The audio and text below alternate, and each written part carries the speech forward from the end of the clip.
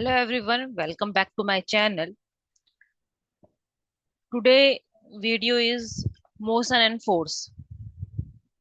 Okay, so let's start the video. The first point is motion. So guys, what do you know about motion? Motion क्या है? In a simple form, we will know motion क्या होगा जब एक object को आप एक place से दूसरे प्लेस पे मूव कर रहे हो। ठीक है, जब एक ऑब्जेक्ट ए प्लेस पे है और वो बी प्लेस में मूव कर रहा है with respect of time, so वो मोशन होता है। ठीक है, in a simple form. Okay, when a object move from one place to another with respect of time it's called motion. Okay, so motion जो होगा वो अलग अलग वेज में हो सकता है। ठीक है, जैसे कोई ऑब्जेक्ट है वो अगर एक स्ट्रेट लाइन में ही मूव कर रहा है that's called straight line motion.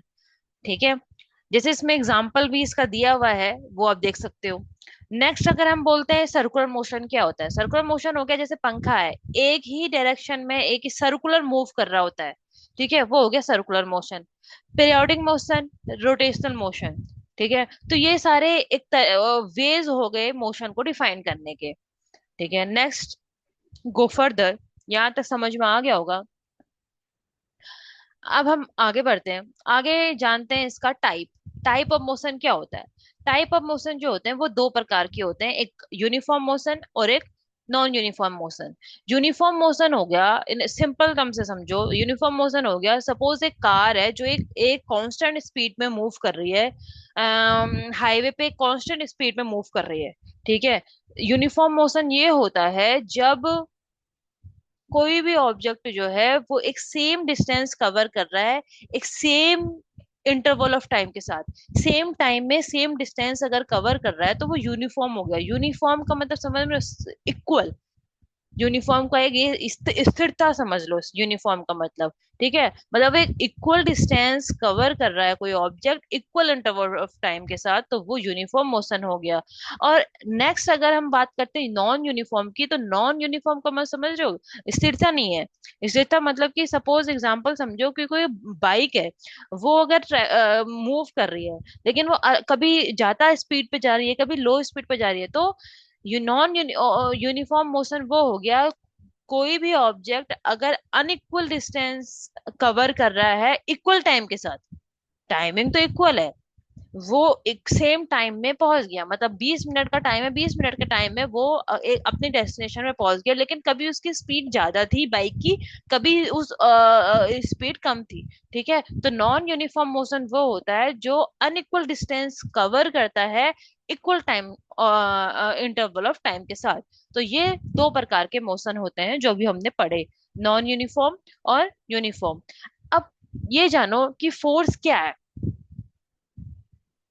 ठीक है, फोर्स के इफेक्ट क्या है?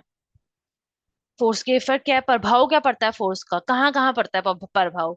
यही यही यही है इसमें। ठीक है, तो क्या है कि देखो कोई भी सामान को अगर आप उठा रहे हो वहां पे फोर्स लगेगा, मूव कर रहे हो फोर्स लगेगा। आप कोई ऑब्जेक्ट आ रहा है, कब सपोज आगे से एक बहुत बॉल आ रही है, आपने उस बॉल को रोका तो वहां पे भी आपका फोर्स लग रहा है।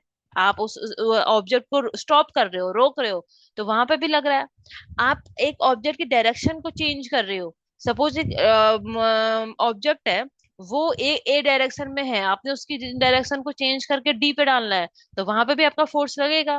कोई ऑब्जेक्ट है उसके शेप को बदलना है आपको, ठीक है, तो वहां पे भी आपका फोर्स लगेगा। तो ये सारे इफेक्ट्स हैं जो फोर्स के होते हैं। अब दूसरा एक इम्पॉर्टेंट चीज है कि फोर्स की यूनिट क्या होती है। फोर्स की यूनिट होती है एन, एन न्यूटन। अब आप कहोगे न्यूटन क्या है? न्यूटन, इजाक न्यूटन एक बहुत बड़े साइंटिस्ट थे जिन्होंने फोर्स और मोशन के बीच के रिलेशनशिप को बताया है। ठीक है, और आज इनके 3 लॉ बहुत ज्यादा फेमस है वर्ल्ड में, और आज तक वही लॉ चल रहे हैं, वही लॉ लोग पढ़ रहे हैं मोशन के। ठीक है, जो हम आगे पढ़ेंगे इजाक न्यूटन के बारे में, तो इजाक न्यूटन के ही नाम से इसकी जो यूनिट है फोर्स की वो एन पड़ी, न्यूटन पड़ी। सो अब हम आगे बढ़ते हैं। ठीक है, यहाँ तक सबको समझ में आ गया होगा। तो आगे बढ़ते हैं, यहाँ पे है टाइप ऑफ फोर्स। फोर्स के क्या टाइप है, तो देखो फोर्स के टाइप यहाँ पे जो भी आपको दिख रहे होंगे, कांटेक्ट फोर्स हो गया, मस्कुलर फोर्स हो गया, फिक्शन हो गया, नॉन कांटेक्ट फोर्स हो गया, gravitational force, magnetic force, electrostatic force.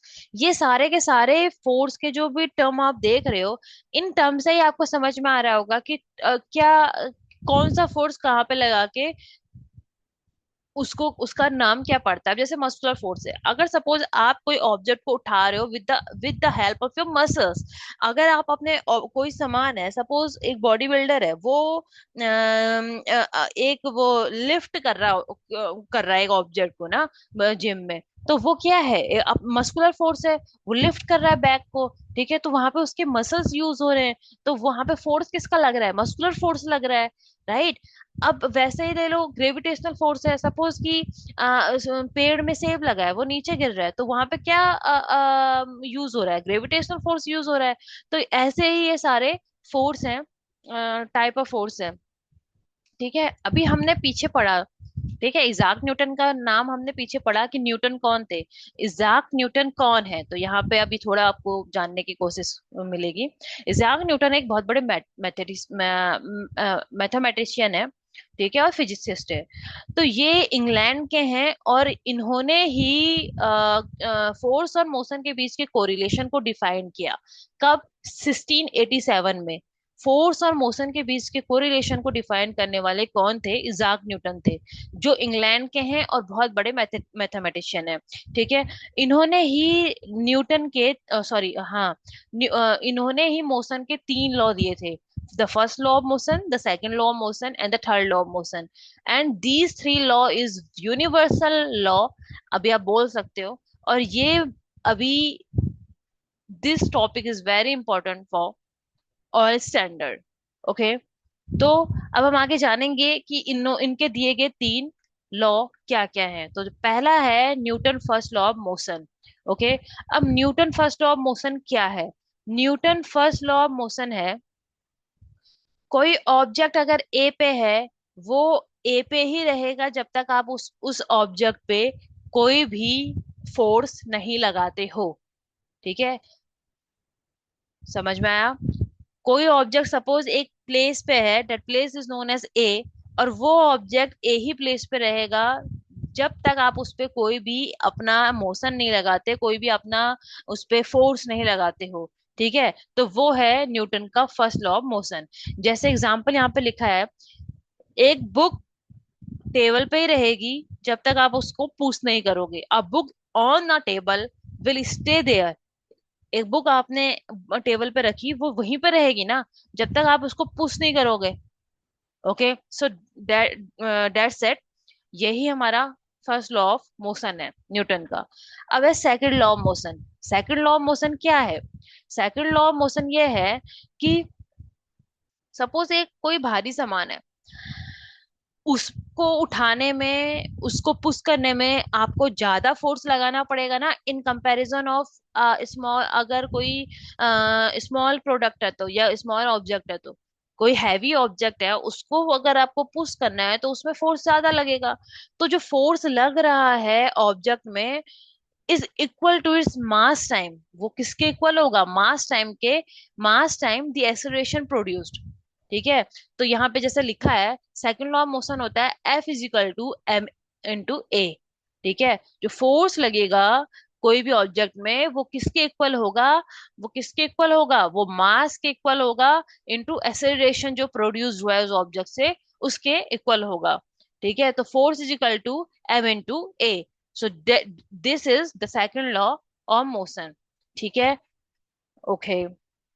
तो आगे बढ़ते हैं, आगे हम बढ़ते हैं न्यूटन के थर्ड लॉ ऑफ मोशन में। न्यूटन का थर्ड लॉ ऑफ मोशन क्या है? न्यूटन का थर्ड लॉ ऑफ मोशन ये है, सिंपल फॉर्म में समझिएगा इसको, कि for every action there is equal and opposite reaction. ये एक लाइन है थर्ड लॉ की। मानो कि आपने किसी को एक थप्पड़ मारा है, मैं एग्जांपल समझ रही हूँ। तो आपने क्या किया, एक एक्शन दिखाया। आपने उसको एक थप्पड़ मार के क्या दिखाया? एक एक्शन दिखाया। उसने सामने से आपको उसी एक्शन के बदले क्या दिया? उसका एक अपोजिट रिएक्शन दिया। उसने भी आपको एक उठ के एक थप्पड़ मारा, तो यहाँ पे क्या हुआ, एक आपने उसको एक्शन दिखाया एक स्लैप के साथ, उसका इक्वल अमाउंट में इक्वल और अपोजिट रिएक्शन आया, तो वो होता है न्यूटन का थर्ड लॉ ऑफ मोशन। यहां से आपको थर्ड लॉ समझ में आएगा कि for every action there is an equal and opposite reaction. Okay, so these are the three Newton laws, and that is very important.